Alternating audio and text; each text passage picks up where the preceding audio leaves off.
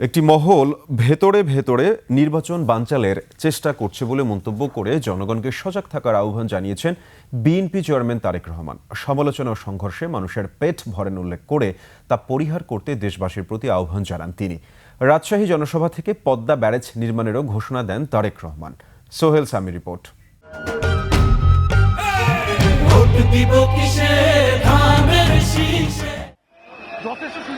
নির্বাচনী প্রচারে উত্তরাঞ্চল সফরের অংশ হিসেবে রাজশাহীর ঐতিহাসিক মাদ্রাসা মাঠে লাখো জনতার উদ্দেশ্যে বক্তব্য দেন বিএনপি চেয়ারম্যান তারেক রহমান।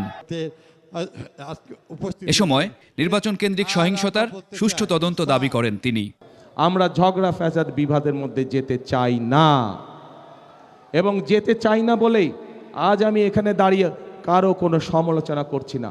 বরং আমি যদি সমালোচনা করি, আপনাদের কোনো লাভ হবে? আপনাদের পেট ভরবে? আপনাদের কর্মসংস্থানের ব্যবস্থা হবে? আপনাদের কৃষি লোন 10,000 টাকা যে মৌকুফ করব আমরা, সেটা করা সম্ভব হবে? ওটা করা সম্ভব হবে না। সেজন্যই আমি কারো সমালোচনায় যেতে চাই না।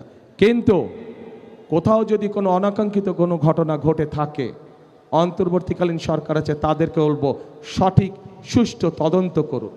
ভেতরে ভেতরে একটি মহল নির্বাচন বানচালের ষড়যন্ত্রে মেতে উঠেছে মন্তব্য করে দেশবাসীকে সজাগ থাকার আহ্বান জানান তারেক রহমান।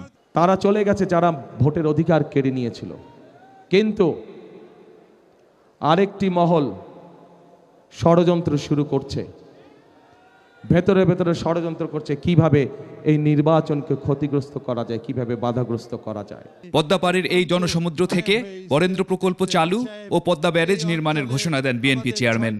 আমরা এই বরেন্দ্র প্রকল্পকে চালু করতে চাই সঠিকভাবে। আবার এই এলাকার খালগুলোকে আমরা খনন করতে চাই, পদ্মা নদীকে আমরা খনন করতে চাই। আরেকটি কাজ করতে চাই, যদি আপনাদের সমর্থন থাকে, আরেকটি কাজ করতে চাই, ধানের শীষ সরকার গঠন করলে ইনশাল্লাহ আমরা পদ্মা ব্যারেজ নির্মাণের কাজে হাত দিতে চাই। অতীতের দুর্নীতির মেগা প্রকল্পের পরিবর্তে অর্থনীতিতে গণতন্ত্রায়নের কথাও বলেন তারেক রহমান। জুলাই অভ্যুত্থানকে ভাগ্য পরিবর্তনের একটি সুযোগ হিসেবে অভিহিত করেন তিনি। 5ই আগস্টে একটি পরিবর্তন হয়েছে। এই পরিবর্তনটি যেটি হয়েছে, এই পরিবর্তনটি হতে হবে জনগণের কাঙ্ক্ষিত পরিবর্তন। অর্থাৎ এই পরিবর্তনের মাধ্যমে আমাদেরকে নিশ্চিত করতে হবে যে এই পরিবর্তন জনগণের ভাগ্যের পরিবর্তন যাতে করে। 13 তারিখ থেকে শুরু হবে জনগণের দিন উল্লেখ করে ধানের শীষে ভোট দেওয়ার আহ্বান জানান তারেক রহমান। এর আগে বেলা 12টার দিকে 22 বছর পর রাজশাহীর মাটিতে পা রাখেন শহীদ জিয়া, বেগম খালেদা জিয়ার জ্যেষ্ঠ সন্তান।